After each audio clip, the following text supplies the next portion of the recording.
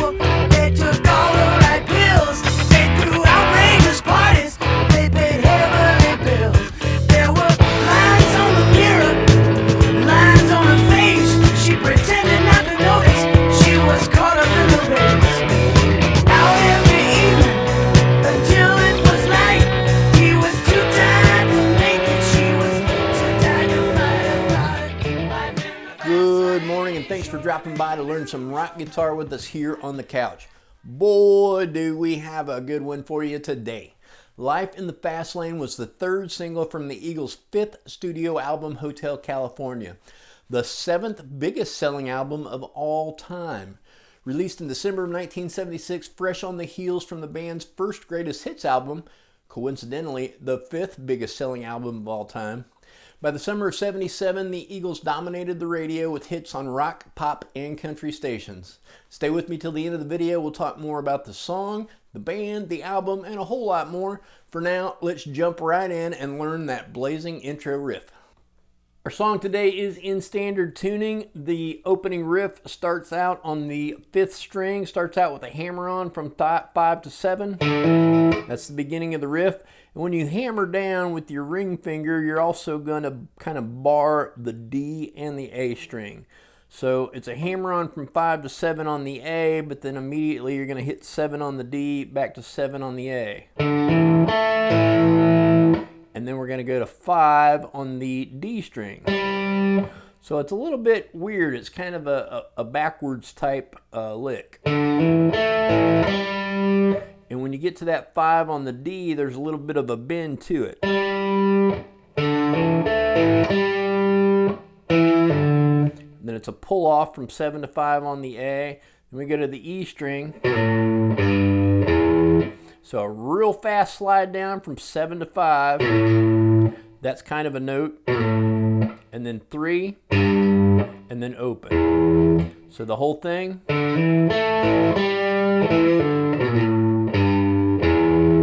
The next time we're going to go through it just the same, but we're going to stop at 3. We're not going to do open.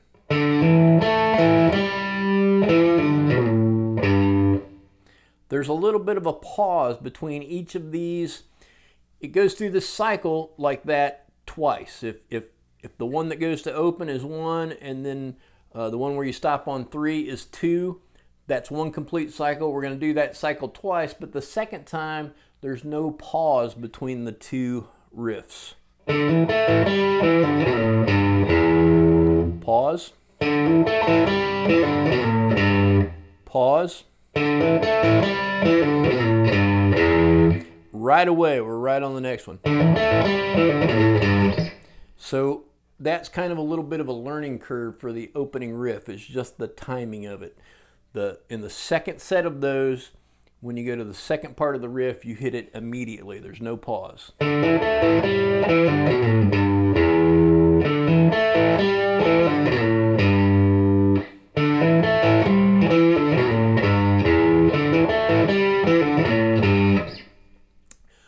Also, we're going to go through that complete thing, I think in the intro, probably 4 times. At the end of the 4th one, we go, there's a little walk up there, 5, 6, 7 on the E string, so it's, so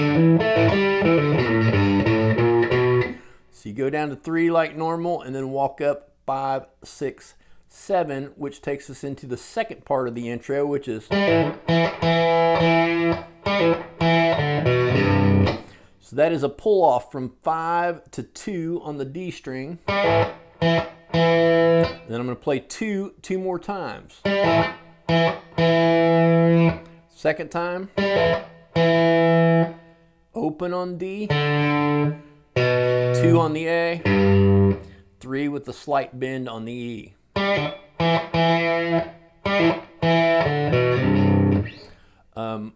If that's one cycle, we're going to cycle through that twice, but the second time, the open, 2 on the A, 3 on the D is much quicker. So it's, and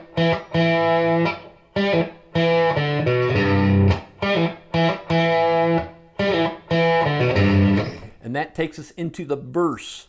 When we start the verse, we hit, there's a whole lot going on in the verse here. I'll preface this by saying that there's at least 3 guitars playing at all times, and in some places there's a couple other overdubs on top of that. So it's a great fun song to play. It's a fun song to sit on your couch and just play along with, but we have to keep in mind we're one guitar, so there's only so much we can play. Like I do most songs, I'm going to try to teach you to play through it as if you're one guitar, as if it's me just sitting on the couch, because that's what it is, right? That's probably what it is for you too.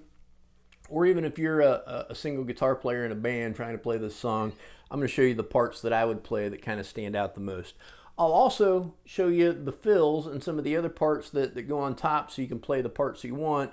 But the way I play the verse is like this. It starts out big E bar chord. So my E string is open. My index finger is on the 7th fret of the A string, and I'm barring 4 through 1 the rest of the way down, and I'm just not playing that high E string because that note there is not going to work. But then we have this, so that's kind of an A7 type chord right here. I've got my middle finger on the 6th fret of the A string. My index finger is on 5 of the D. My ring finger is on 6 of the G string. I'm going to play it and slide it up, and as I do, I'm also going to flatten out this ring finger, or you could even, you can start with it like that, but as I go up, I'm going to play these other strings too. I'm going to play 5 all the way through 1. And it's a slide, and then a down, up, down. Kind of real fast like that. And then we have, back to that E chord, it's a, so a chukka, a down, up, palm muted, so my palm's laying over the strings. And it does that 2 times. Back to the, that little slide up there. Now, every verse has its own unique little fill that we hear in the background. I'm going to save those up, and I'm going to show those all to you at the end so things don't get too convoluted here, because really the verse is easier than it might seem if you're trying to play 6 guitars at once. But a real easy rhythm that you can play, that you can hear throughout the verse, is this. It's just 3 triads. That's just barring strings 1, 2, and 3, so the E, the B, and the G string at 7. That's like a B minor triad, right? I'm going to go down a full step, but instead of barring 3, 2, and 1, I'm going to put my middle finger at 6 on the 3rd string. So the G string's at 6, the B and the E are at 5. That's an A major chord triad. Then we're going to go down here to a D shape. Now I know I play my Ds weird. I've always When I play a D, I bar 2, and then I put my middle finger there. I know that's technically not right. That's right. But nobody taught me that when I learned how to play guitar. So anyway, a D shape, but one step up. So that's an E triad right there. So it's going to be, and then that slide up from 6 to 7, just playing strings 3, 2, and 1. Slide up and then down, up, down.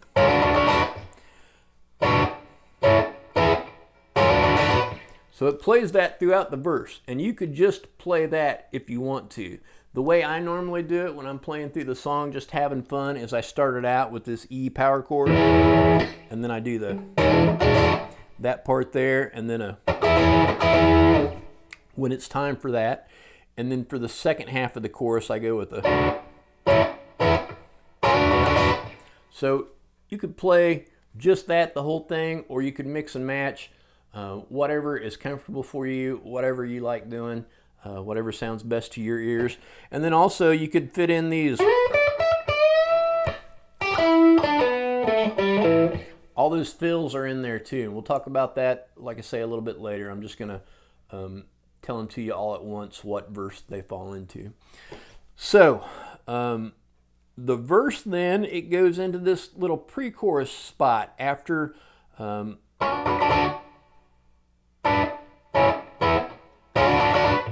then we're going to go to just an A chord, and that's just allowed to ring there. After that A, we go back to the second part of the intro verse. It goes into a B.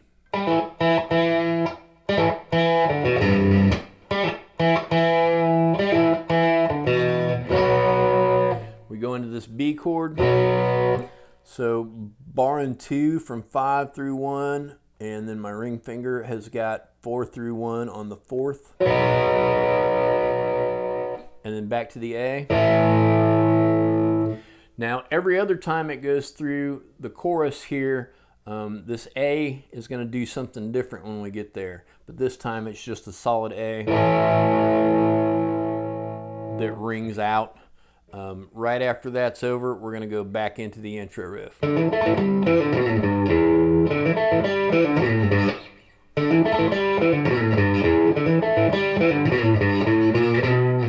And then we go back into another verse right away, just like the one that we just did.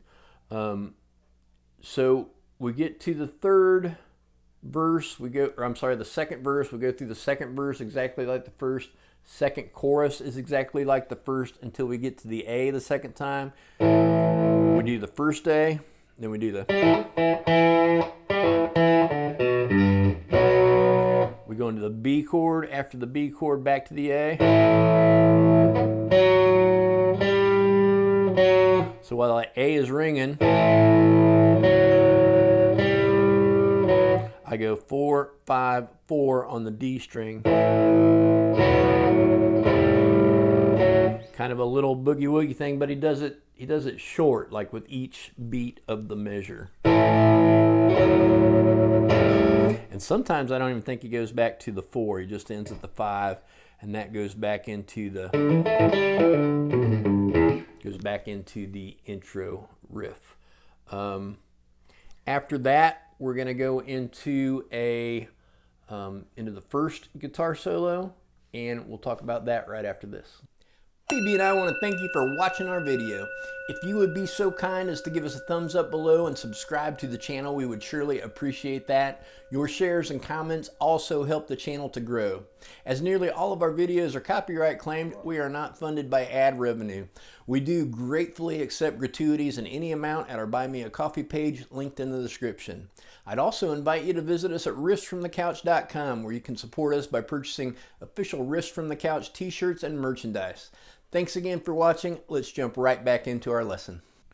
So our first guitar solo is going to start out on the 9th fret of the E string. It starts out with a full step bend, and then we play it unbent, and then a bend. So we got to get used to going back and forth like that. So it goes 4 times, a 5th time, and then you go to 7 at the end. The next lick is, so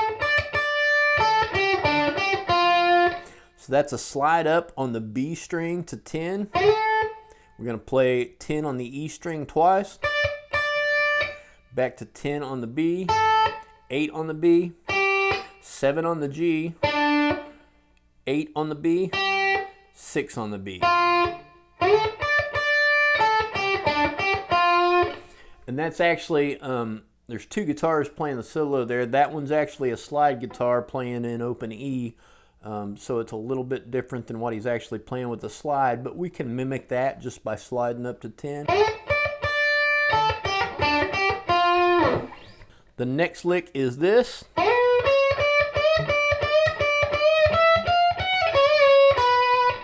So slide up to 12 on the B, 14 on the B, 15 on the B, but we're going to bend it, play it unbent, bend it, unbent, bend it. Now we're going to play 12 on the E, 12, 13, 14, and then back to 14 on the B string, but we're going to bend it. Back to 12.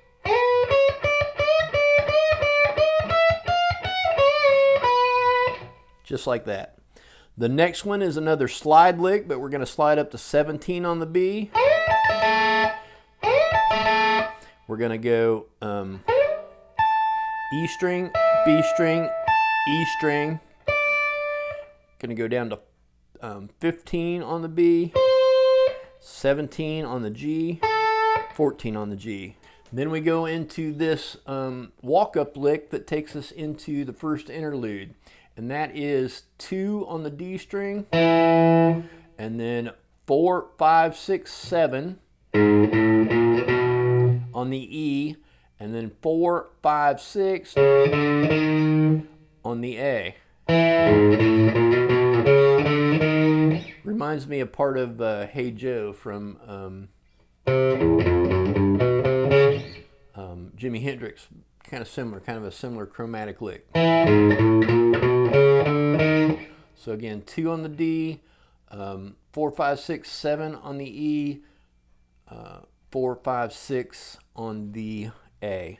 And then that takes us into the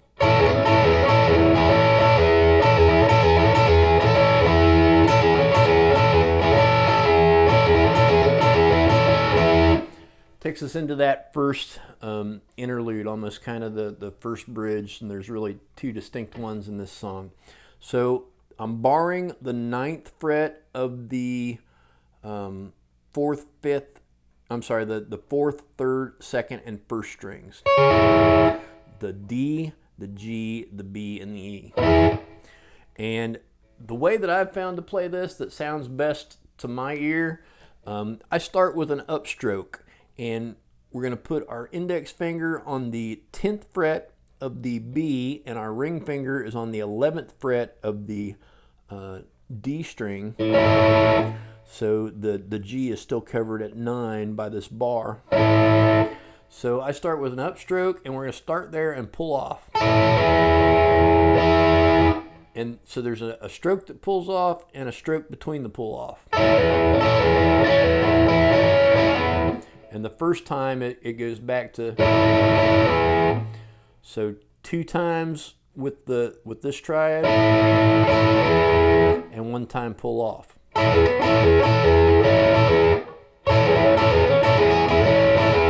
Second time it plays it, and it alternates between those 2.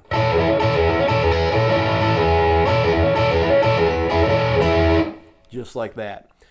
Goes through that, I think, a total of 4 times. The second 2 times, you have the bass guitar and a lead guitar that comes in. Sounds deeper than that on the records because the bass is covering the, wherever it is. It's covering that deeper sound, but the lead guitar is playing on the E string. So it's 12 on the E twice, and then 9, Actually, it's 3 times, I guess. So 2 times by itself, and then 12, 9, 7, 9.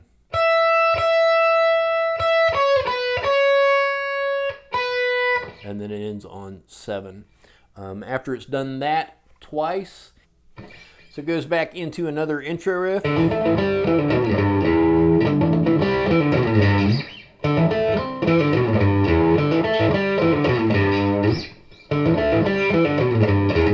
When it starts that the third time, we're also going to start the next bridge. A flanger kicks in.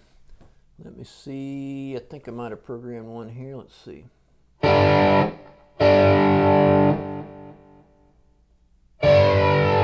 There we go. So it starts out with just a big open E chord, and then a D bar chord, and then a C bar chord, and then an A.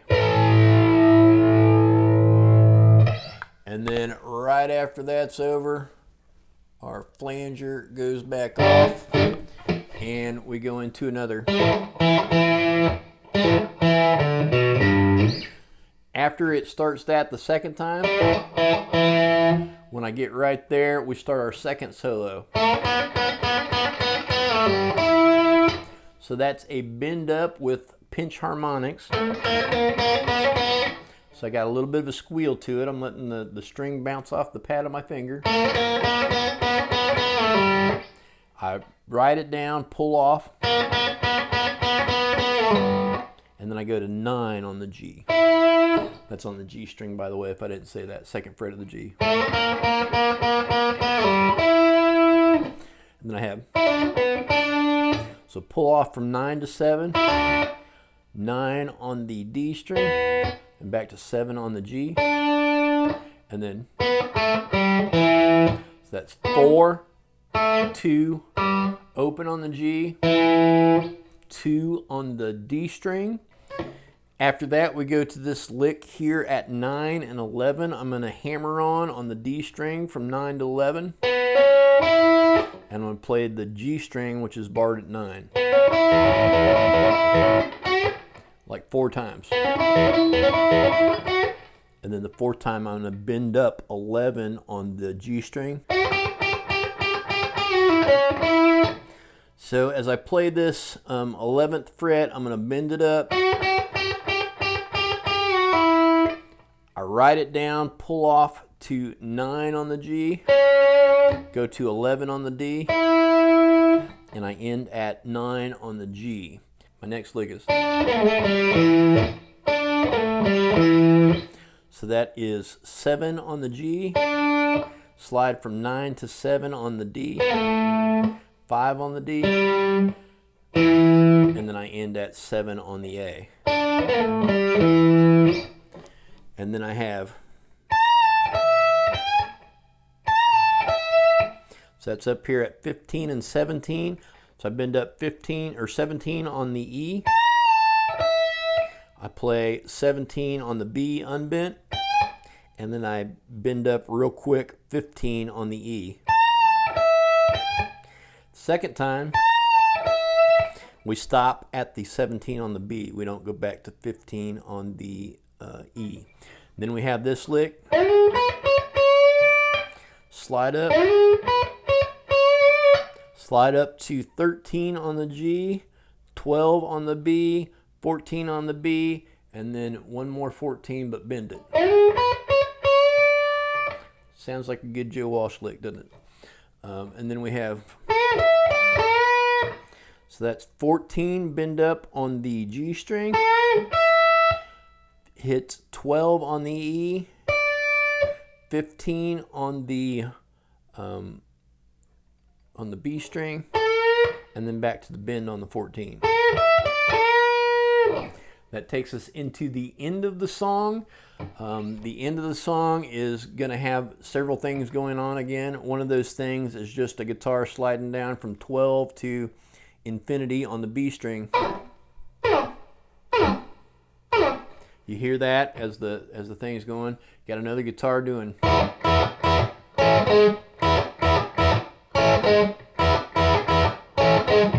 That's just the B and the E string. I'm upstroking those, but I'm cutting them off right away. And then double stop at 2 on the B and the G. And then I go to just 1 on the G string, and I'm playing the B open and the G at 1. After 3 of those, you have, so it's a slide up on the G string to 4. I play 4 on the E string, and then I go to 3 and I play both of those, and I'm kind of hybrid picking them. I'm picking down with my pick, and at the same time I'm plucking up on the E string with my finger, and then it ends here. So it's at 4, 3, 2, and then I'm open on the E and the B, and I'm at 1 on the G string. And that's the end of the song. So let's take just a minute to talk about some of those lead fills. The very first one is actually in the intro section, and it's a double stop on the B and the G string at 14. It starts pre-bent, so I'm bending both those strings. And when I get them unbent, then I play the double stop at 12. The next one is, that's like just a chuck and a double stop at B and G at 12. And then at 14 on the D string. The next one is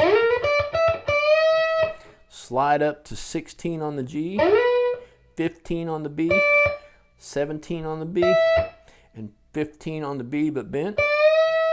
Bend it up a step, and then right after that it goes into,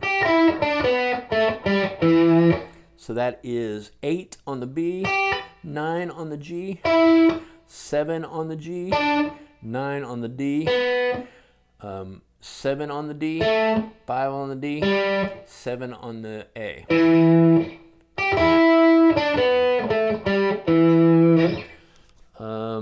There's another one here. Bend up the G string at 11, A at 9, 12 on the B, back to the bend at 11. I think that probably covers all of the ones, at least the ones that stand out that I can think of right now. So those fall in kind of in that order, mostly in the verse. There is the one in the intro, the rest are in the 3 verses. The one, that's the most extensive, and I think that one is at the end of the 2nd verse, if I remember right. But hopefully that helps. Hopefully that shows you all the main parts, at least the parts that you need to play the song. Again, super fun song to play. There's nothing here hard. The licks in the solos are super easy to play, and as one of my guitar students told me this past Saturday, when you can play a solo at full speed and play along with the song, it's super for building confidence and just making your playing more enjoyable. So hopefully that helps.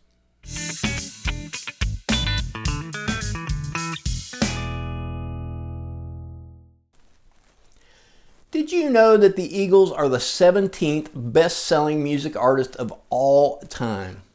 They've sold more records than bands like Aerosmith or the Rolling Stones, more than Garth Brooks, Bruce Springsteen, U2, even Metallica. They've had 5 songs that hit #1 on Billboard's Hot 100 chart, 10 that made it into the top 10, and 18 of their songs were top 40 hits. You might not know, but they started in 1971 as a 4-piece band, and prior to striking out on their own, they served as Linda Ronstadt's backing band. Original members Don Henley, Glenn Frey, Bernie Leadon, and Randy Meisner had a fantastic run from then until 1975, when Leadon resigned due to exhaustion, disillusionment with the rock and roll lifestyle, and ever-increasing friction with bandmates Frey and Felder. Bernie's hometown friend from Jacksonville, Florida, Don Felder, joined the band in 1974 when Henley and Frey thought another guitarist would help the band achieve its full potential. friend of the band, Joe Walsh, was hired to replace Leadman in 1975. There was some controversy within the band as to whether Joe would actually fit in. There was great concern that he might just be too wild. Don Henley was at the forefront of that concern. Fortunately for all involved, it did work out.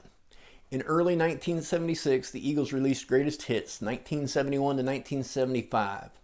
It became the highest-selling album of all time at that time.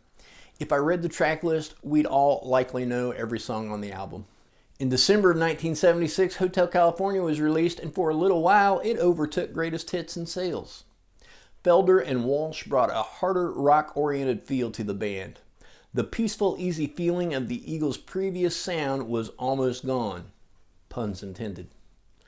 The dueling Felder and Walsh guitar solo from Hotel California is considered by many to be one of the greatest solos in rock guitar history. Walsh has cited Life in the Fast Lane as his best song, at least under the Eagles brand. The main riff was actually a warm-up exercise that he would play repetitively for dexterity when warming up before shows. One night before one of his early shows with the band, Don Henley heard Joe playing the riff and asked what it was. Joe told him it was just a dexterity exercise, and Don said, "No, it's an Eagles song," and soon enough it was. While the song only made it to number 17 here in the US, its heavy rotation on rock radio helped propel the album Hotel California to 28 times platinum sales in the US, with worldwide sales over 42 million. That's an astronomical level. Oh, and the Greatest Hits album? It's certified 40 million US and has worldwide sales over 45 million. Two albums released less than 12 months apart and have those kind of sales numbers adds up to a very wealthy band, and Life in the Fast Lane is a warning about the very lifestyle the Eagles found themselves living. Members of the band have been very outspoken about their struggles with drugs and alcohol. The song Life in the Fast Lane was actually inspired by a real-life Glenn Frey drug story. Glenn was in a Corvette being driven by his drug dealer well in excess of the speed limit. There was a quantity of said drug dealer's drugs in the car. Glenn, nervous at the prospect of prison, asked the drug dealer what he thought he was doing. Grinning, he replied, "Life in the Fast Lane." The Eagles are still successfully touring today. Following Glenn Frey's passing in 2016, Vince Gill was selected by Don Henley to play and sing Glenn's parts. He felt like Vince's early years in Pure Prairie League would help him to be a good fit in the Eagles. Original bassist Randy Meisner had gone to Pure Prairie League after leaving the Eagles, and their current bassist Timothy B. Schmidt came from Pure Prairie League. Glenn Frey's son Deacon Frey is also currently helping fill his dad's shoes as a member of the band. Don Felder left in 2001 over financial and personal disagreements. In recent years, the Eagles have enjoyed a very successful and returning residency at the Sphere in Las Vegas, with upcoming dates this coming September through December. If you'd like to catch them live, this may be your last chance. There is talk that this will be the band's last outing, as Don Henley is now 79 years old, Walsh and Schmidt are both 78, and retirement seems imminent. Now, if you're familiar with my channel, you probably know that I started it not only as a way to share my love of guitar and music, but more importantly as a way to share my faith. I've always taken a few minutes at the end of our videos to talk about the song from a biblical point of view, and Life in the Fast Lane surely has a lot that we could talk about. It's the story of excess and a warning about the stereotypical sex, drugs, and rock and roll lifestyle that ultimately kills, steals, and destroys. But that's a subject that we've covered many times in the past. I've discussed my own struggles with drugs and alcohol and the physical, mental, and spiritual devastation from living an excessive and ungodly life that ultimately led me to seek the Lord. But that's actually not the burden on my heart today. I really kind of debated and even prayed as to whether or not I should teach this song. What caused me to pause, pray, and consider was just one word in the third verse that most Christians and even some non-Christians would find blasphemous. Even back in 1977, at the age of 10, before I knew anything about anything, I knew that that word bothered me for some reason when I heard it on the radio. Maybe you're thinking, it's just a word, why would that offend you? And I don't know that offend is even the right word, although I do perceive it to be distasteful. The thing about it is, I don't want anyone to think that I think it's okay, because I don't. at all. When I first started this channel, I said that I do tutorials on any song as long as it wasn't glorifying of sin. The song is actually an argument against the sinful lifestyle. The couple in the song take a turn for the worse. They're headed for a crash. The girl doesn't seem to notice that she's caught up in the race. There's sin in the song, but it doesn't glorify sin. Life in the fast lane surely makes you lose your mind, and that's right, it will. But that one word in the lyrics, we've been up and down this highway, haven't seen a GD thing, to be clear what I'm talking about, isn't good. The third commandment in the 10 Commandments is, thou shalt not take the name of the Lord thy God in vain, for the Lord will not hold him guiltless that takes his name in vain. And don't get me wrong, I do not think that I'm better than anyone, and in fact, I myself have used that word in the past way more times than I'd ever care to admit. And that was back when I thought I was a good person, but I'd never stopped to consider what God thinks. At that time, I'd not even bothered to read his word and therefore had no idea what he thought. Jesus simplified the 10 Commandments and said that the first and most important was to love the Lord your God with all your heart, mind, and strength. If I were doing that, would I use his name as an expletive? Of course I wouldn't. Would you use your wife or your girlfriend's or your mother's name in that way? Of course not, because you love them. Shouldn't we afford God that same level of reverence? Yes, we should. The problem is that many of us don't stop to consider God. Before I came to know the Lord, I know I didn't. Our default position in life is to care about ourselves first and foremost. Our default is our flesh. Our default is sin. But Jesus said to enter the kingdom of heaven, we must be born again. He said that he is the way and the truth and the life, and that no one gets to the Father but by him. None of us are good or righteous, not one. No matter how good we might think we are. We live in a lost and fallen world. No one has to teach us to sin, we just do it. It's our nature, and we've all broken those commandments. We've not kept God first in our lives. We've all likely at some point used God's name in vain. We've all felt lust and hate, which Jesus said will be accounted as adultery and murder. Most of us have stolen something at some point. We've all coveted or wanted things that our neighbors have that we don't have. We've all transgressed God's laws many ways and many times. It's appointed unto man once to die and then face judgment. And just like everyone else standing there on judgment day, I am a guilty sinner. I've sinned against a perfectly just and perfectly holy God who must judge perfectly or he wouldn't be righteous himself. An eternal God whose perfect eternal judgment has eternal consequence. The bad news is that not only have we all sinned and come short of the glory of God, but that the wages of sin is death. But here's the good news. The good news is that the gift of God is eternal life through Jesus Christ our Lord. See, God so loved the world that he gave his only begotten Son, that whosoever believes in him shall not perish, but shall have everlasting life. God's word says that if you confess the Lord Jesus with your mouth and believe in your heart that God raised him from the dead, you will be saved. And that is very good news for a guilty sinner such as I. Great. How do I get started, Dave? Glad you asked. It's as easy as the ABCs. A stands for admit. Admit that you're a sinner, guilty of transgressing God's laws. B is for believe. Believe in your heart that God raised Jesus from the dead as a personal payment in full for your personal sin, past, present, and future. C is for confess or call on the name of the Lord. He is not far off. He is very close.